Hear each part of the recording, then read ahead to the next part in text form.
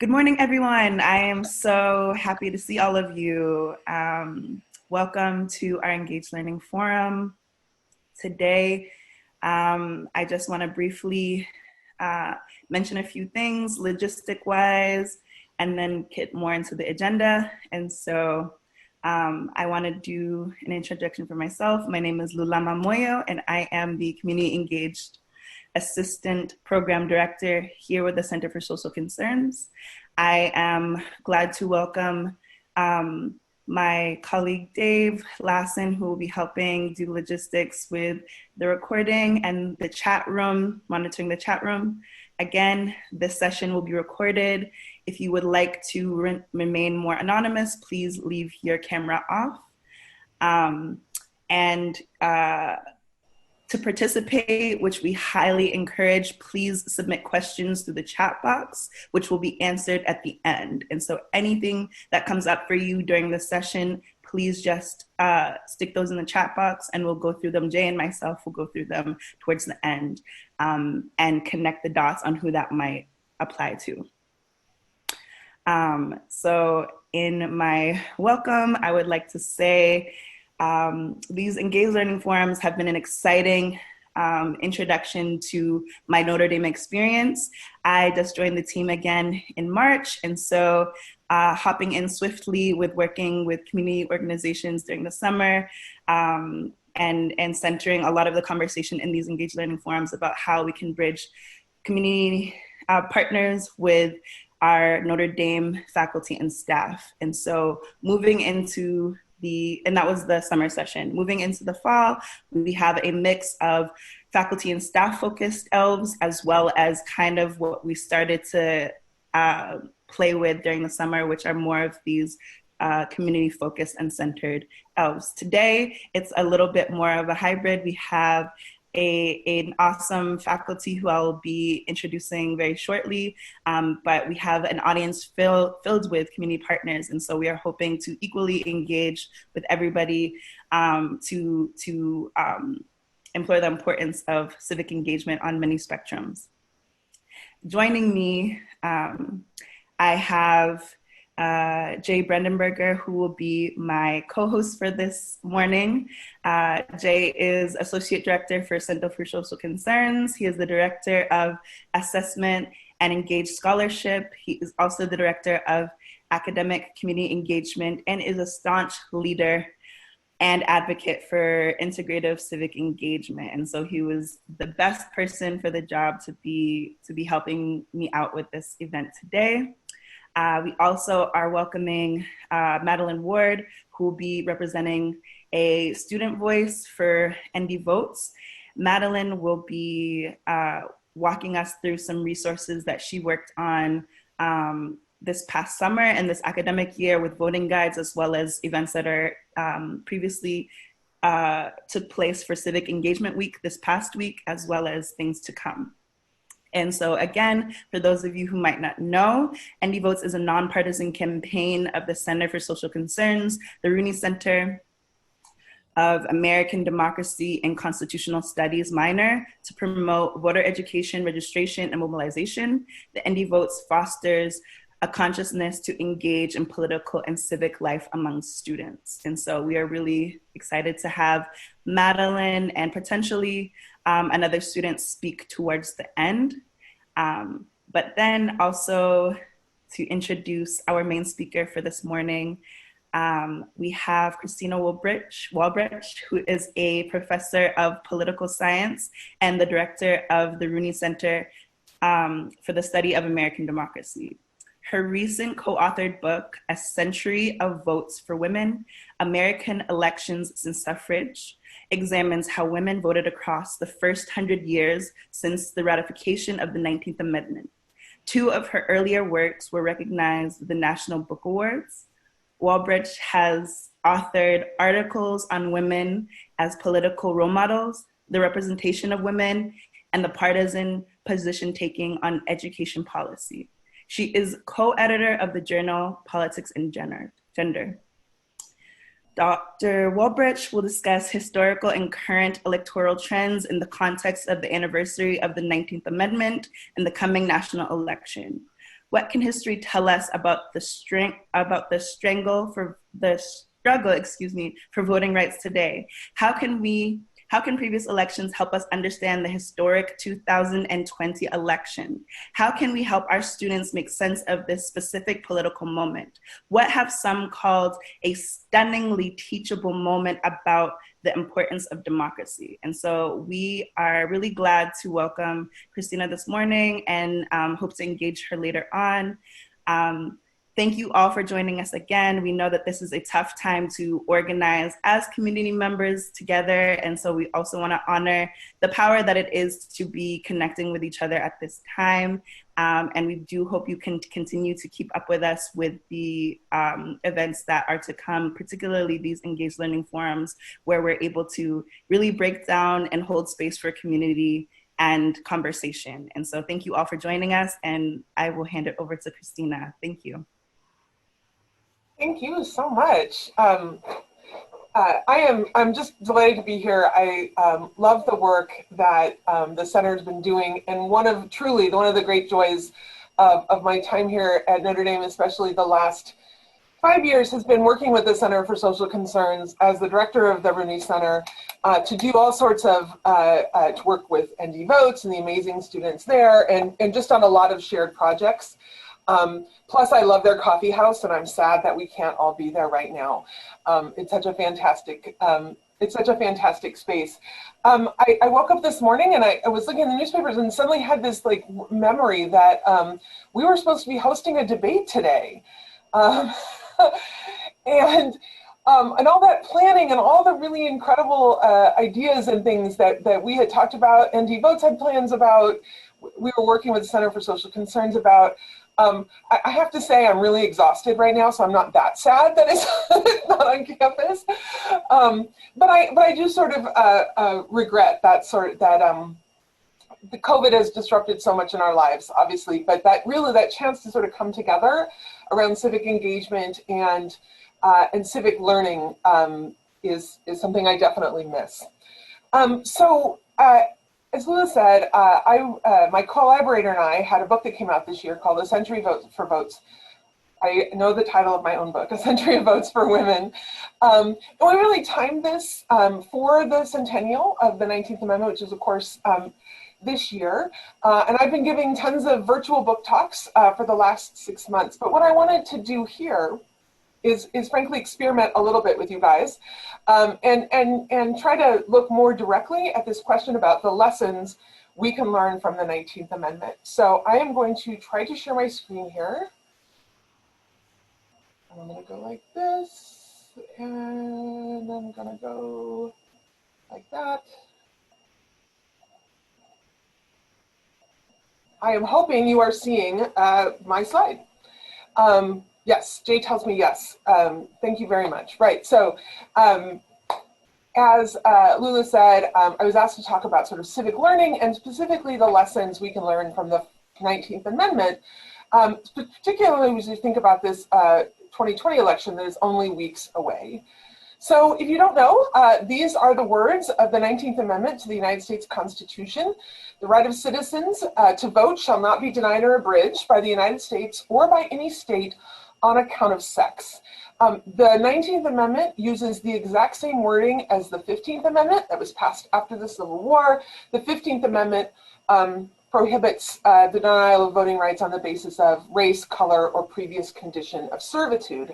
And one of the things I want to talk about is how those two amendments and those complex sort of movements which is movements for voting rights, not just in the 19th century, but in the 20th and the 21st, are often linked together in really important ways. My research really starts the day after the 19th Amendment is ratified. There's lots of brilliant work about the suffrage movement, about the politics that sort of brought that on, and the women, and to a lesser extent men, who made that possible. But what I want us to think about today is what happens when a Supreme Court amendment to the Constitution is passed that says, half of the population that had previously not been able to vote. It's a little more complicated than that because, of course, women were already voting in a number of states prior to 1920. what happens? How do you take a group that hasn't previously voted and bring them into the electorate? And so what I really want to focus on today, which sounds like a really boring thing to say, but I want to convince you is really politically important and really ties the experience of the first women voters to the election today, is to highlight the extent to which it is the business of states, not the national government, to administer elections. The Constitution is almost silent on voting rights. Before the 15th, 19th, and 24th Amendments, it said almost nothing. There's a guaranteed guarantee of Republican forms of government, but really not more information than that. As you might be aware, for example, in some states early on, immediately after the Constitution was ratified, state legislators picked electoral college representatives. There literally was no popular vote for president, even given the limits of what a popular vote would have looked like in the late 18th century. And so states are really where voting rights struggles happen and where voting rights are implemented in important ways. And of course, we're going to see how important that is today, that states are given such latitude over how, again, they count ballots, who gets to vote, under which conditions, et cetera. Now, the ratification of the 19th Amendment posed a particular challenge to states, right? So the ratification of the 19th Amendment happens at the end of August 26th, in fact. That was merely something like 6 or so, that's not right, about 12 weeks before the November 1920 presidential election, right? And so states had to scramble to adjust to this. This is a quote from the annual report of the Boston Election Department, which is the most passive-aggressive report from a board of electors I've ever heard. This is just part of it, in which they're basically saying, oh my God, we were given such a hard job. We had to use so many resources. It was so very difficult, but we did it, right? So the ratification of the 19th Amendment placed additional burden upon this department. And so what did we do? We extended the time for registration in wards because the mayor told us to. We added evenings when you could register for the presidential election. We hired more people, registrars, for every ward registration place.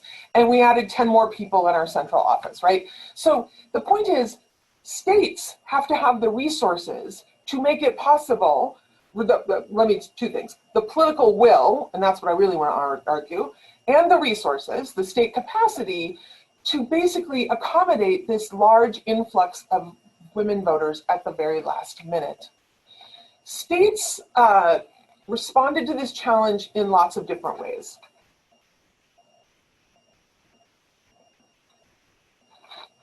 So in some states, often, not always, often a special legislative session might be called over the summer or some sort of action taken so that to kind of ease the registration of women. So for example, if you lived in a state, which would be many of them, where women were already permitted to vote on, say, school board elections, the state could choose to pass a law that said, if you're registered for school board, we're going to immediately roll you over to being registered for the general election. And that's sort of what's happening in Connecticut in that middle top story. Other states held special registration days for women. The Chicago Tribune there on the right, Wednesday, the only day for women to get votes. On the other hand, as you'll see at the bottom left, not all states were that interested or had the political will to really try to work to accommodate women voters. So state obstacles to women's vote loom. Several assemblies so far have failed to enact enabling legislation, right? It's not enough to pass the 19th Amendment. The state has to say, how is this going to work? This is really important. In the United States in the 1920s, and I'm going to talk more about this in a minute, very long registration periods were not unusual, particularly in the South, but in the Northeast as well, where in order to be able to vote in November, you needed to have registered 3, 6, 9 months in advance. In 4 southern states, the state legislature said, well, That's really great about the 19th Amendment being ratified at the end of August, but the registration deadline was 6 months ago. Women missed it, so we'll see you in 1924, right? So literally, states are not required to accommodate women, right? And so in 4 states, women continue to be disenfranchised until 1924. And this is sort of this idea about political will and about the variance across states in whether or not they were actually interested in ensuring that women could vote, we're going to see made a huge impact on women's actual electoral participation. Let me give you another example. This is a newspaper from Rockingham, North Carolina in 1920. Again, I love the language. Whatever may have been the individual wishes of any person in this county, we are now confronted with the fact that women are entitled to vote on the same footing as our men. South Carolina, however, made certain adjustments, right? So registration books are open again in every precinct on Thursday, September 30th through Saturday, October 23rd, right? We're going to change the rules just this once and let women register. Now, turns out they didn't want everybody to register. So the article goes on to say, I want to see all the white women in the county register between September 30th and October 23rd. And to that end, the men should lend every assistance, right? It turns out that this story, this item, I guess, on the front page of the newspaper was actually, excuse me, let me go back, written by the chairman of the Democratic Executive Committee for that county, right? The South, as I'm going to talk about in just a few minutes, is of course largely anti-democratic during this period, with a whole set of legal and extra-legal strategies to suppress the vote. Of course, specifically the vote of Black folks, but poor whites often as well, right? And so this is the sort of electoral context that Black women in particular are coming into with the ratification of the 19th Amendment. Let me give another example from Richmond, Virginia. You'll see that these headlines, Richmond women register at a rate of 578 in one day. New voters break all previous records in qualifying for the ballot. And then you'll notice it says separate offices are established to care for white and colored, excuse my language, voters. Let me talk a little bit about what we know happened in Richmond, Virginia in 1920, and sort of shows the complicated and complex ways in which the system as a whole worked to suppress Black votes. So initially there were just a few registrars assigned to register women to vote in that fall. They were quickly overwhelmed. So what the city of Richmond did is it added a bunch more registrars, to register white women, and it added no registrars to register Black women. And so white women were getting through quicker, more of them could more easily register, they weren't being challenged and asked to do literacy tests and those sorts of things. That, of course, was not the case on the side for Black women. As a result of being challenged more often and having fewer sort of staff people to help them, there was a long line of Black women outside a number of these registration offices. What was the solution to that? Then the newspapers, and these are kind of what you're seeing in these article, the newspapers then took pictures of those long lines of Black women trying to register and wrote stories about how, boy, we really need all the white women to get out in Virginia and in Richmond, because look at all these Black women who are registering to vote. And so using that sort of threat as a way to spur the registration of white women. As we're going to see, the registration and turnout of women in Virginia across the board was incredibly low in 1920. When you have an anti-democratic system, it doesn't really encourage anybody to vote. So states had a lot of leeway in how they enacted women's suffrage in 1920, and some used it for, in racially discriminatory ways. But some just varied in how easy or difficult they were going to make it for new women to turn out to vote on election day. What that meant in 1920, and here again I want to make a comparison to 2020, is that civic groups then have to step up. A lot of this is the League of Women Voters, but it's also other unions, other sorts of organizations that had their own incentives and their own reasons to try to help women use their new right. And so women learn how to vote at fair. This is a story from Minnesota, the famous Minnesota State Fair, where they would literally set up voting booths with voting machines or whatever it was so that women could go in and try, right? You've never voted before. We know that voting is a habit, and if you've done it before, you're more likely to do it in the future. And so these sort of civic groups were trying to make it as clear and as straightforward for women. Look, here, you don't have to be nervous. You don't have to be worried about X and Y. We're going to show you how to do this. This is an example from the Bridgeport Sunday Post. A number of newspapers ran sort of repeated columns, usually in the women's section or the style section or home or whatever that was in their newspaper, with advice, some of it like here, more tongue-in-cheek. But again, sort of the idea is that we have to educate women to understand what's in their best interests and how, simply just the workup. How do you register? How do you actually vote on election day? If that sounds familiar, that's because civic groups are doing that like crazy right now, right? To this day, the fact that states vary so much in their election laws means that local organizations have to put a lot of effort to preview where I'm going with this, that could be spent on other things into just helping people use their very basic voting rights. Other examples of this is a store window in St. Louis, Lord and Taylor. I lived in St. Louis for a while, so it just makes me happy to see the old Lord and Taylor. Windows of department stores, encouraging women to vote, talking about women's issues.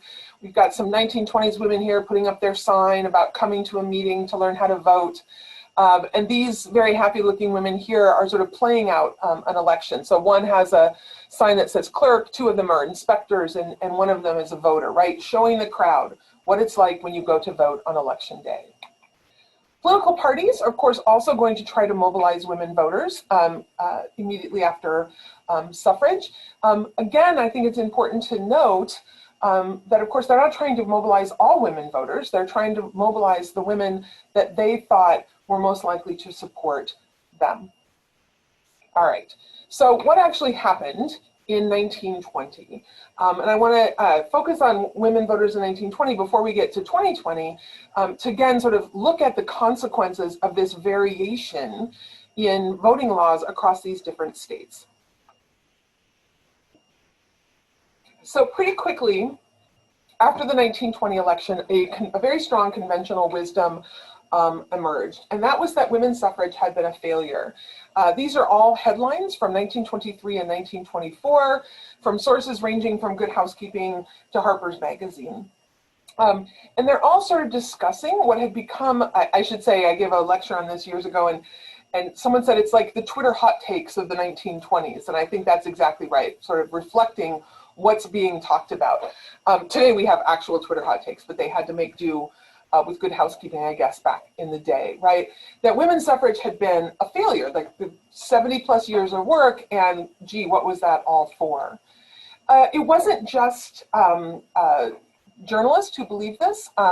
This is an article by an academic article by two sociologists published also in 1924, and the title really gives you a sense of the conclusions that they're coming to. These sort of conclusions are important. When I started sort of working on women voters in the 20s and 30s, I would have colleagues say to me, why are you working on how women voted? Like, we know that they didn't vote, and they voted just like their husbands told them to.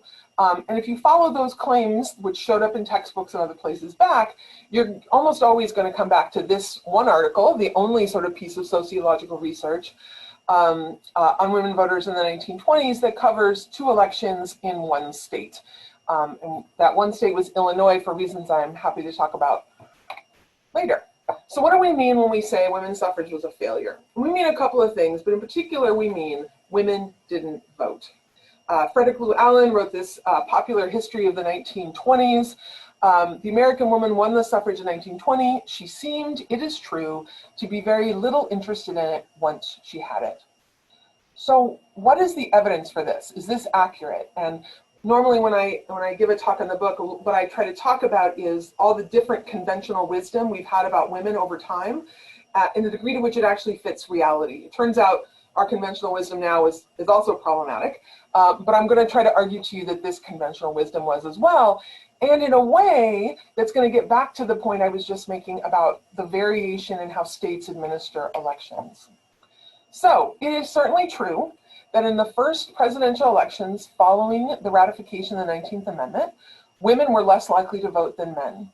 So what this graph is telling you, there's going to be a lot of graphs, I'm sorry, that's how I roll, is in the first 5 presidential elections, 1920 to 1936, the percent of men in mustard yellow and the percent of women in purple who turned out to vote in those elections.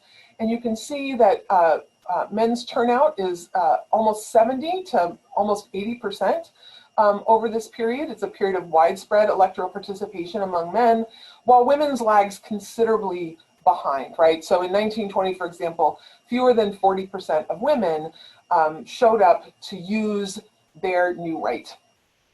So does this mean women's suffrage is a failure? Well, as we've seen, or at least if I tried to convince you, there's a whole lot of variation in the kinds of political context in which women were enfranchised, right?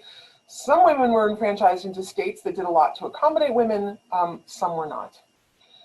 So we can look at women's rates of turnout in 1920. This is again women in purple and men in the mustard yellow across a series of American states. This was for a study Kevin and I did in our first book, and I'm happy to talk about why these states. They're not perfectly representative, but they're also not perfectly unrepresentative.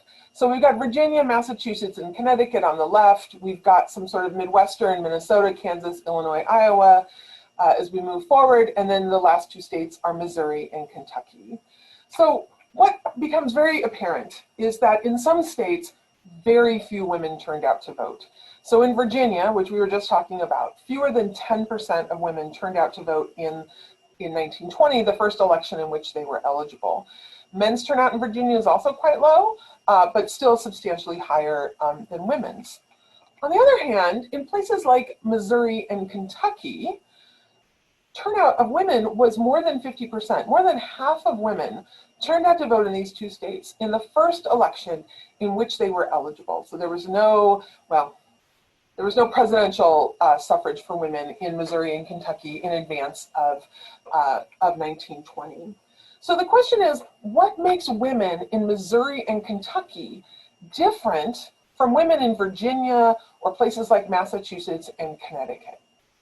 Here again, I want to focus on the huge variation in how states could administer elections, right? And so one of the most important differences between those states where there's high women's turnout and low women's turnout has to do with the legal barriers to voting. As I hope you already know, and I assume that you already do, in the first half of the 20th century, states were able to enact a large number of restrictions that had the effect, and indeed had the purpose of suppressing the vote, right? These include poll taxes, where you had to pay in order to cast your ballot. It's going to take a Supreme Court. It's going to take a constitutional amendment to stop that. These included literacy tests that were really just sort of confusing and applied only to certain people, in particular, of course, Blacks living in the South, as well as very long residency requirements. You had to have lived in that community for a year, 2 years, 3 years. You'll also notice on the Be a Good Citizen, Pay Your Poll Tax sign, those had to be paid quite early before an election. So you had to pay your poll tax. In this example, this is Texas, I believe, at the end of January in advance of a November election. As I said, these sorts of laws were ostensibly to sort of protect the integrity of the voting process. They were, however, clearly, unquestionably, in fact, designed to make it much harder for certain groups to vote. In the American South during this period, this is going to be the Black population, but these kinds of strategies and laws were also popular in a number of places in the North and in the West. So Massachusetts and Connecticut, for example, both had some combination of poll taxes, literacy tests, etc. There, they were seeking to suppress the votes of new immigrants, which was an enormous population in Massachusetts and Connecticut in the 1920s. So I think in the 20 census, Both Massachusetts and Connecticut, 60% of their populations were first or second generation immigrants. So the point is, these laws in those places were meant to suppress the votes of, I don't know, the Irish, Italians, and other recent immigrants. We might expect that these laws, while designed to suppress the votes of Blacks and of immigrants, might have a particular impact on women. Why? Think about poll taxes. If your family can barely afford to pay a poll tax, you're probably going to make sure that the husband can vote before the wife, right? If you cannot sort of afford this. Keep in mind that in many cases, poll taxes required you to pay not only the current poll tax, but any missed poll taxes in the past. If you're a woman who has been raised in a culture, in a political culture that tells you that politics is not for women, that it's inappropriate for women to vote, that that's really man's business, right? You're already going to be less likely to vote. Those ideas do not disappear with the ratification of the 19th Amendment. And then you add the fact that when you show up, you're going to be given a really confusing literacy test, or you're going to be asked, to show receipts, etc. That doesn't have to discourage every woman from voting, but if it makes a couple of them more reluctant to vote, you're going to have an impact on turnout overall. And this is, in fact, what we see in our data. So what this graph is showing is for women and men, this is, again, the rate of turnout in 1920. The purple bars are states that had very few barriers, made it very easy to vote. The yellow bars are places that had very restrictive election laws. So the first thing to say is that for both men and women, living in places with restrictive election laws leads to a fall off in turnout. There's just lower turnout in those sorts of places. But as you can see, the decline among women is much sharper than the decline among men. And so these laws mattered, but they particularly mattered for women. I want to emphasize one other aspect of the states that helps us understand the great variation in women's turnout over time. And that's the level of party competition. The United States in the 1920s was characterized by widespread one-partyism. That was by far the most extreme in the former states of the Confederacy, which are here marked as blue, the Democratic Solid South. The Democrats so dominated competition in these states in the 1920s that we wouldn't actually describe this as a functioning democracy. When one state overwhelmingly wins every election because it controls everything and can keep out any voters that oppose it, those are not free and fair elections as we would sort of understand them. And so the South is sort of understood as an authoritarian enclave during this period. Really uncompetitive. Now the primaries, that's where all the action is, but those are all white primaries where only white people can participate. Once the Democratic nominee is chosen, there's really almost no reason to show up at the general elections. In the North and in the West, we see a lot of really strong Republican states. They're not as entirely one partisan, one party dominated as the South is, but these are places where Republicans are winning elections by 20, 30 percentage, 40 percentage points. We have fewer states, and I would note that many of them are very low populated places like Nebraska, Nevada, and Colorado during this period. States are more competitive, but they lean one way or another. So Indiana during this period was actually fairly competitive, but it leaned Republican. I want you to notice that two of those states that leaned one way or the other but were competitive include the states where women's turnout was the highest in 1920, Missouri and Kentucky. In 1920, the Kentucky Electoral College votes were decided by 0.05% of the vote. This was an incredibly competitive election. Competitive elections encourage greater turnout. And so this is again showing men and women's turnout. Purple is states dominated by one party, so this is the non-competitive South, or by the Democrats, I should say, dominated by the Democrats. Yellow is places dominated by Republicans, and the dark green is more competitive states. Once again, turnout declines for both men and women as you go from competitive to the least competitive, but it declines even more for women. What happens when elections are competitive? We would not know because we live in Indiana. But if we lived in Pennsylvania or Ohio or Wisconsin, right, what would happen? We'd be seeing a deluge of ads about political candidates. We would have many civic organizations calling us, figuring out a way for us to vote, volunteering to come pick us up on election day, right? The election would be all over the newspapers. People would be talking about it like crazy because it was so closely contested. All of those things encourage turnout, it turns out, right? When the election is close and people are talking about it and you're getting offered rides to the polls, right, turnout is going to be higher.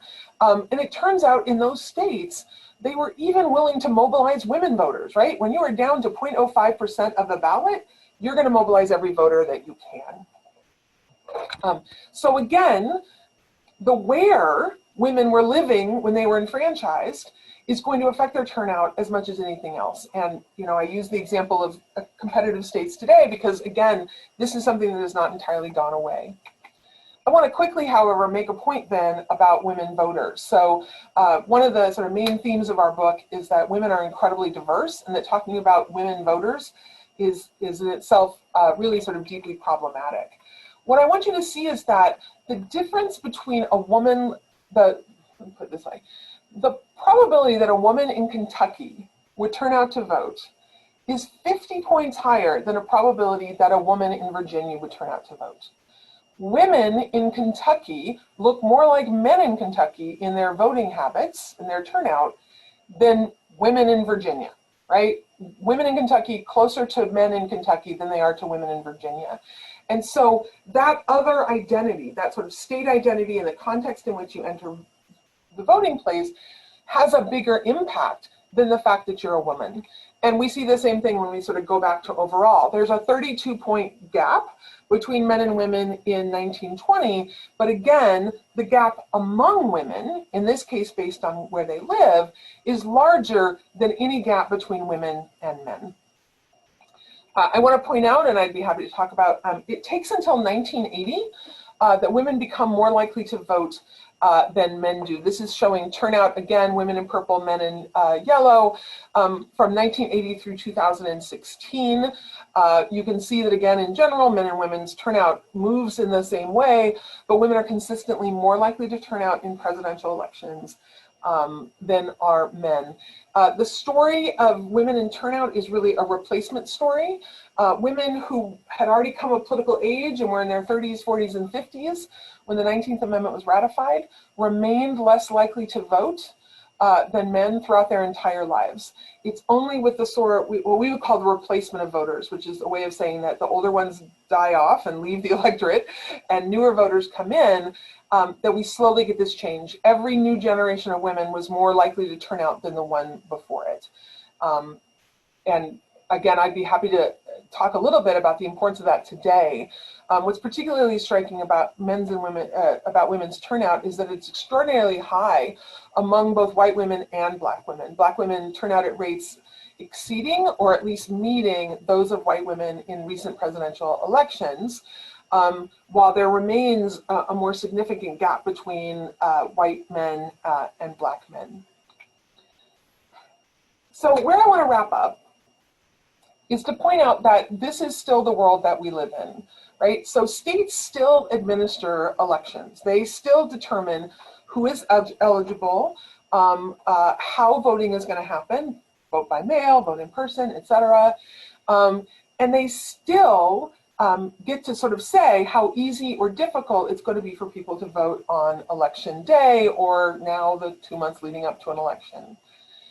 It has only become easier, and states only have more latitude today than they did in the past. So Shelby v. Holder, a Supreme Court decision you might be familiar with, the 1965 Voting Rights Act said that those states where there had been demonstrable racial discrimination, and you could see that in rates of registration and turnout, had to submit plans for how they were going to register and manage voting in their states to the Department of Judiciary.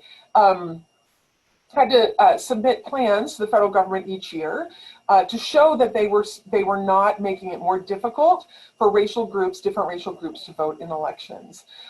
This covered, at the time of the Shelby decision, a number of southern states, but also places like California, New York, etc., where at least some counties or some townships had sort of rates of black and white turnout or Latino turnout, et cetera, that suggested some sort of racial discrimination. What the court said in Shelby is racial discrimination in voting is no longer a problem, and therefore these states no longer have to submit their plans to evaluation by the federal government in advance of doing them, right? So the point of the 1965 Voting Rights Act is before the election, someone had to say, this is going to be done fairly. Now you can sue after the election for some form of discrimination, but you know, the cat is sort of out of the barn, or the horse, I guess, is out of the barn. What does that look like? And what do we know about variation in how elections are administered across the United States today? So this is actually, my other graphs are for 1920. This is actually showing between 2012 and 2016, the percent of polling places, physical polling places, when that used to seem like a normal thing to do, that had changed, right? And so red and orange are places where the number of polling places was reduced in those counties. Blue, light, or dark are places where the number of polling places increased. You'll notice that places there, the white are like states we don't have data for. Places like Oregon, my home state, there's no change because Oregon has been completely vote by mail for 15, 16, maybe longer now. Interestingly, you don't entirely see the concentration in the South. And folks who are looking at sort of where polling places are reduced talk a lot about, again, the county level, and that looking at reductions isn't enough. So they would point out, for example, that some of the places that are blue have more polling places that have moved them around so that they're, you know, in certain sorts of neighborhoods and not in other sorts of neighborhoods. So this sort of question about availability of polling places and whether or not people have to wait in a long line because there aren't enough polling places, or have to drive substantially out of their way because there's not a polling place very closely, remains very sort of contested and important. This is showing the same thing, but I'm gonna rock on to the other ones. We know that there's been dramatic changes in, or dramatic difference in the kind of voter ID laws that states have. This is again the green, or sort of the least strict, through into the dark purples, including our state here of Indiana, that have strict photo identification laws. I should say, we know that voter ID laws have a particularly negative impact and are demobilizing for poorer communities and for communities of racial minorities. We have less evidence that they are demobilizing for women, although it's been pointed out that women are, of course, far more likely to change their names and therefore often have longer periods of official ID not matching their photo ID, not matching their current name. There's been a lot of talk, particularly in Florida recently, about the voting rights of people with felony convictions. Very few places allow all felons to vote, through to the most extreme, where some felons are permanently disenfranchised. You'll note that includes Florida. While rightfully so, there's been a lot of attention to recent changes in Florida law that is, in theory at least, enfranchised more than 1 million former felons in Florida. Florida still says if you were accused of murder or other violent crimes, I believe, you are never allowed to vote as a felon, a former felon, or even a current felon in the state of Florida. This is a law that, given sort of racial inequality in the United States, of course, has an enormous impact on Black men in particular. And so when we look at sort of the huge gap between the turnout of Black women and Black men, this is in no means the full story, but it is certainly related to this story. However, we know that voting as a community act, and that if you live in a house where the other adult is, or one of the other adults is not voting, you're less likely to vote as well. And so there's great work now on how sort of felony disenfranchisement drags down turnout in communities in general. Over policing is another aspect as well. And then, of course, in the middle of a pandemic, there's a lot of interest in vote by mail. It amuses me a little bit that this almost looks like a suffrage map, since the West was the first to enfranchise women. And again, I came from Oregon, where vote by mail had been the standards for so very long. A number of states have changed their rules because of the pandemic, but not that many, right? So in states, including our own Indiana, require an excuse not related to COVID before you're able to vote by mail. The green states require no excuse, and in the yellow states, most people simply receive a ballot without having to request it, okay? The way that political scientists understand the vote choice is sort of a cost-benefit calculation, except for that, to the extent that it's a cost-benefit calculation, nobody should ever vote. That's actually the puzzle for political scientists. Why does anyone ever vote, right? The benefits are pretty diffuse, and it's unlikely that you're going to be the one that makes the difference. Whereas the costs in the United States are fairly high, right? You want to vote by absentee, in most of these states, you've got to register to vote, then you've got to request an absentee ballot, and you have to fill it out, then you have to mail it, right? We worry that when it rains, people won't get out of their cars in the parking lot to go in and vote, right? It doesn't take much to hamper turnout in the United States. And there are a lot of important questions, I think, going into this election about who has access to the ballot. And that's leaving aside entirely the question of whether or not those ballots are delivered or counted, which is another issue as well. The last thing I want to say is it actually doesn't have to be this way. As I mentioned at the beginning, the Constitution says very little about the right to vote. Really, we've got 15th about race, we've got 19th about gender, and we have 24th about age, that lowered the voting age to 18. But all of those are limited. What they basically say is you can't discriminate on this basis. They don't say you actually have to make it possible for people to vote. You've got to ensure, actually, that everybody has access to the ballot, right?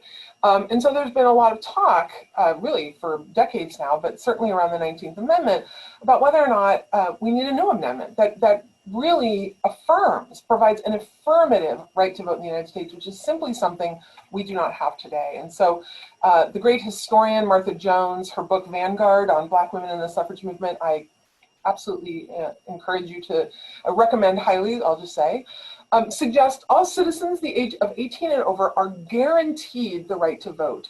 Each state shall guarantee the right to vote. She points out, as I just did, that previous amendments say what states cannot do, but do not say that states have a responsibility to ensure that people can and do vote. An affirmative right to vote would shift the responsibility to states, not just to avoid bias, to actually ensure, right? I often like to compare this, it was a comparison that worked better before 2020, to the US Census, right? The Constitution says you have to count every American, right? And that doesn't just mean the census is like, I think I see 5 people out there, right? Do it digitally. If you didn't do that, we're gonna come and knock on your door. We're gonna show up places. We're gonna really take the responsibility of counting every American.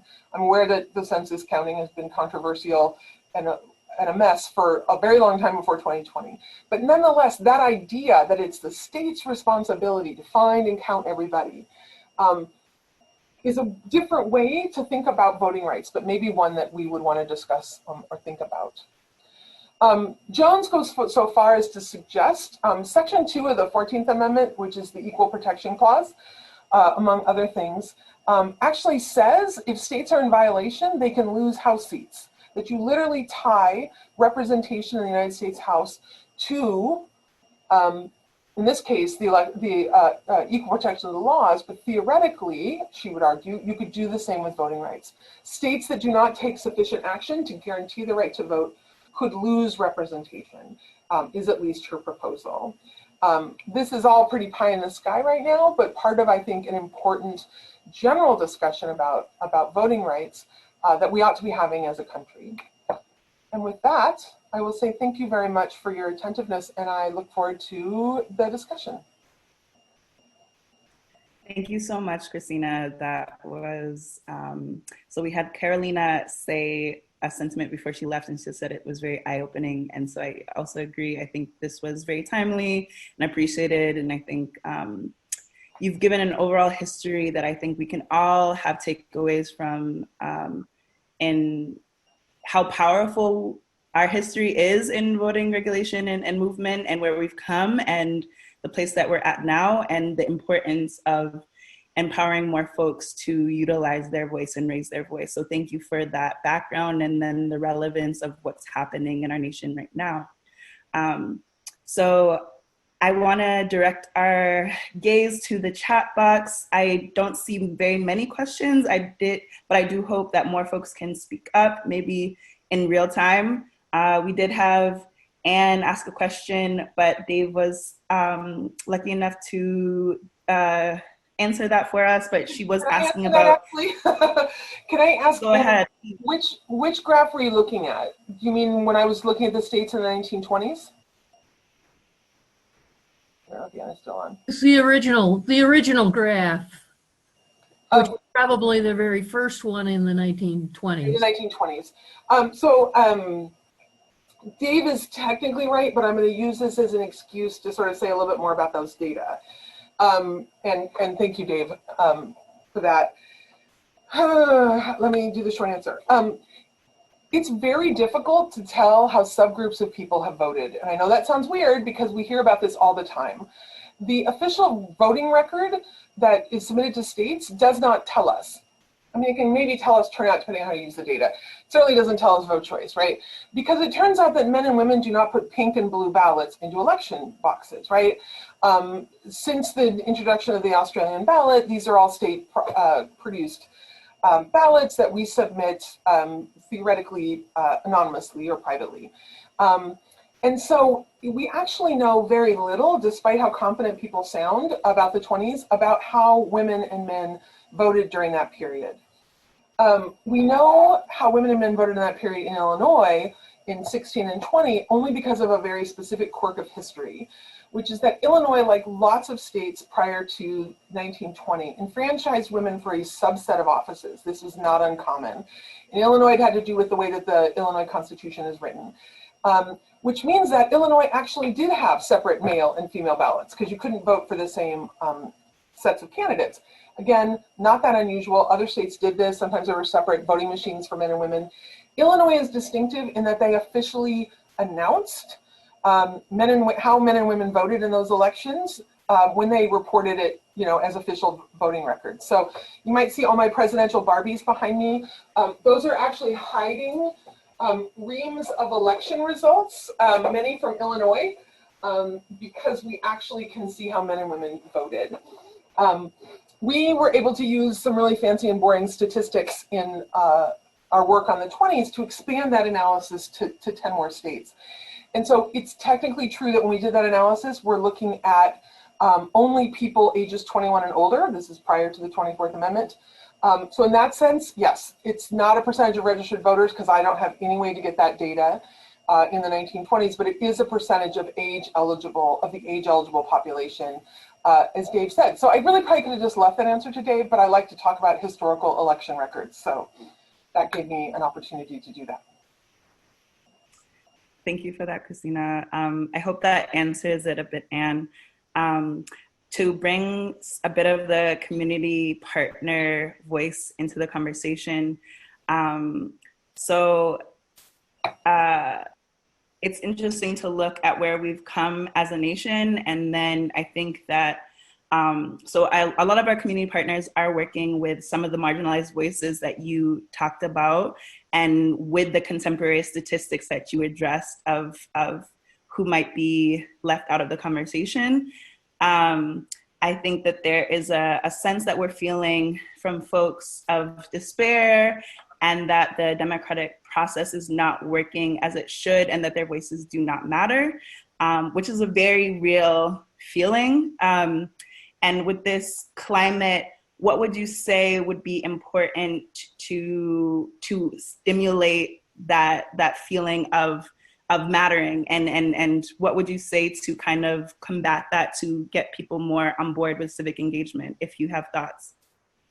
I do. I have a lot of thoughts. And the first one I would want to emphasize is it doesn't have to be this way. And that's part of the point I was making about the affirmative right to vote at the end. When groups that represent marginalized communities have to spend so much time fighting for voting rights in the courts, helping their communities learn about and get registered to vote, getting their communities voting on election day, all of the work that I know so many of you are doing, and is so important, right? It also means that you don't have time, energy, or resources for all the other needs of these marginalized communities, right? Why are we still fighting about access to the voting booth 100 years after the 19th Amendment and 50 years after the Voting Rights Act? We continue to find these ways, right? This is coming back to the point of political will, to try to throw up barriers that make it more difficult. And we talk about things like fraud and these sorts of things. I can tell you there is so little evidence of fraud. It's quite stunning, actually, right?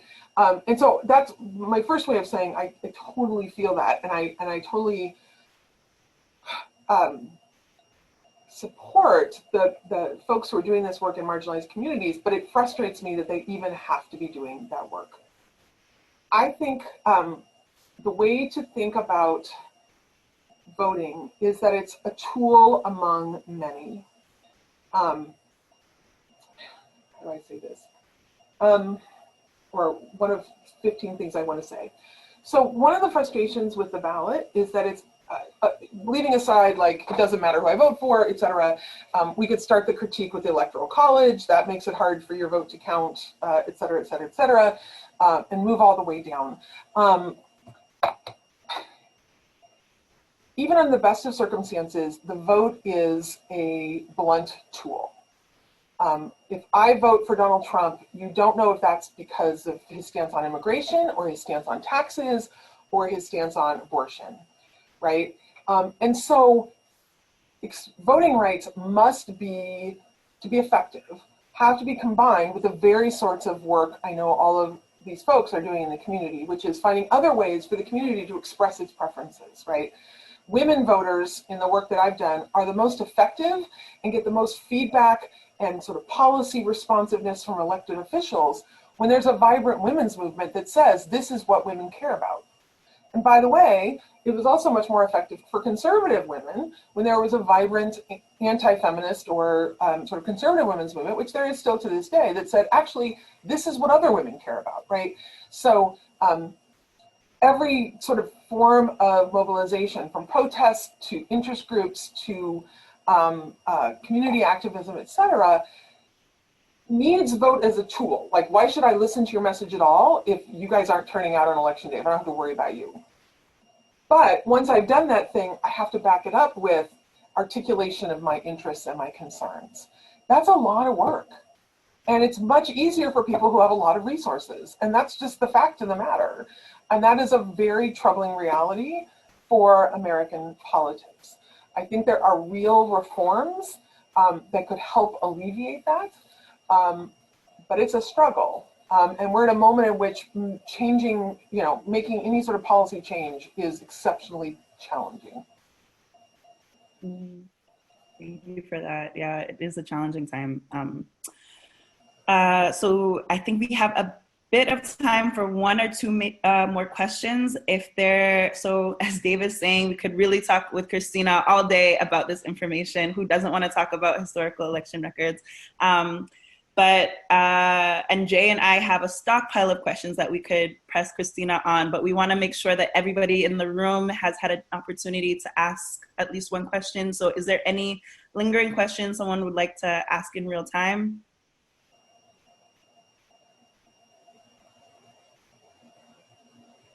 If not, I will pose this last question, and it kind of extenuates off of what you were just saying, but It seems that the bar is so high to develop and pass an amendment, and the political will to do so may be low. So what do you predict will happen in the next few decades, and how it may address the proactivity this proactively, excuse me. Oh, it's still early in the morning for English. I get that entirely. I get that entirely. It is really, really hard to amend the American Constitution. We have been a country for more than 200 years. There are 27 amendments. 10 of them were basically part of the original ratification, the Bill of Rights. 3 of them came after a bloody civil war. You get another handful out of the progressive movement. You clean up a few things. There are amendments that are just, who gets next if a president's died, and how many terms can presidents. So there's not much left. It's really hard to pass an amendment. And if you have any sort of regional opposition, it's even harder, right? So you need, once it gets passed through Congress, it needs to be ratified by a supermajority, not a majority, a supermajority of states.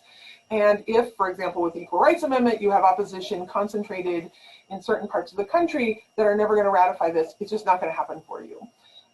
And so it's not at all clear to me that amending the Constitution is our first priority, despite the fact that I ended with a proposed constitutional amendment. I will say this, I think that any political change requires political imagination. And so one of the reasons that I and lots of other scholars are trying to talk a lot about affirmative right to vote is that it literally doesn't occur to Americans, right? Like the idea that, oh, it's not just enough to say you have to discriminate, you can't discriminate on the basis of sex, that you actually have to say it's a state's responsibility is a very different way of thinking about politics. And we know that many of these changes have required very fundamentally, people really changing their mindset about how the whole system works. And political imagination in the United States, which has a much sort of narrower set of possibilities than many places in the rest of the world, I think is important. In the short run, however, I think that talking about voting rights in this way and talking about political change and those frustrations reminds us to try, and I know it's really hard, to be distracted by the big show. It's not that important things don't happen at the federal level. It's not that agencies that we pay no attention to aren't doing important things right now. But if you want the laws in your own state to not make it so difficult for people to vote, you need to care about state legislative races. You need to care about mayoral races. You need to be organizing, as so many of you are doing, in your own communities to affect who are the decision makers in this state, right? I think that's the lesson for right now for looking at the fact that there's so much variation. I know that we live in Indiana. I know that that sort of more progressive change is a challenge, but it doesn't mean it's impossible. And I think there are lots of ways to make the arguments on both sides of the aisle about why embracing a broad electorate and embracing election reform is important. But again, it is hard work. Absolutely. Thank you so much, Christina. We appreciate your time here today. It's been wonderful, and we cannot say thank you enough for taking time to just break this history down for us and bring it through this trajectory. Please stick around for the last few minutes, everybody. And I would like to welcome Madeline to the table to talk about the guide that she's worked on with some of the student leaders. Madeline will hopefully be able to screen share and show how the map operates and how you in your different sectors can use this resource and some of the events that will be happening between now and the election. So Madeline, feel free. Okay, awesome. Thanks so much, Lulu. So like Lulu said, my name is Madeline. I'm a junior majoring in political science and applied math. And I'm originally from Jacksonville, Florida. So the enfranchisement of voters in Florida has been really close to my heart recently. So background on ND Votes. ND Votes was originally kind of a campaign that came around during election seasons, but then ever since 2016, it's really stuck around and has been an active group ever since. So one of our most recent initiatives is a general election guide. So I'm going to share my screen. And let me find it. Okay, there we go. So Wait, can you see that? Yes. Okay. So this is our general election guide. The URL is NDVotes General Election Guide.card with 2 R's.co. And so this is what comes up when you first open it. We worked on this over the summer. So there's a map here and you can click on your state. So I'm from Florida, so I'll click on Florida. And this is the page that comes up, and it has all the different steps you need to take to be able to vote in the November elections. So it has all of your voting deadlines, links to register, including TurboVote and vote.org, and then also a link to request your absentee ballot. So in Florida, I am kind of privileged because I don't need an excuse to vote by mail, and I always just put in a different address and it gets sent to my dorm. There's also different sample ballots and contact information for both the State Division of Elections with the Secretary of State, and then also all of your county election supervisors.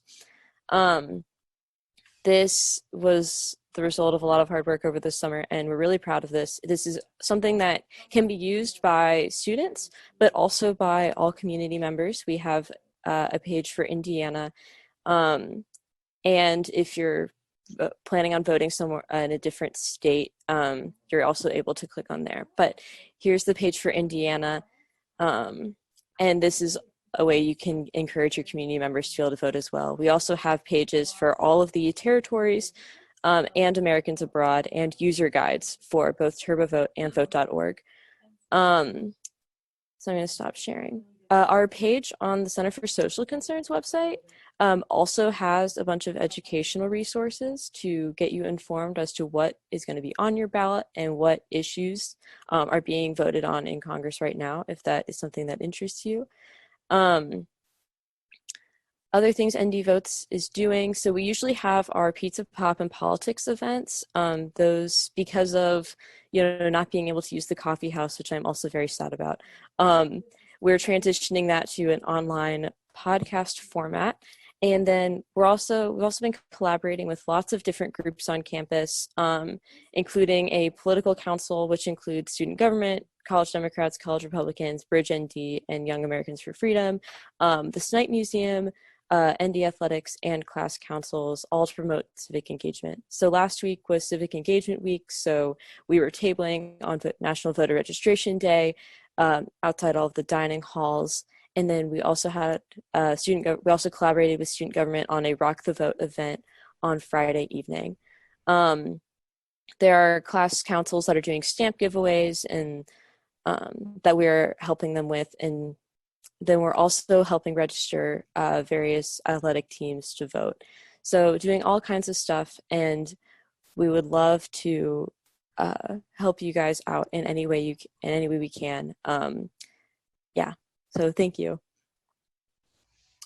Thank you so much, Madeline. I think that I've been super grateful to work with you and the other students to see how excited you all are and how passionate you all are about civic engagement. I don't think that people recognize, as Christina is saying, I don't think people recognize enough how much work you all put into this and how difficult it is to get this make this material exciting for your classmates and people in your cohort. And so good on you for making this tangible and useful material that all of us can use, even in the institution and outside of the institution. So thank you very much.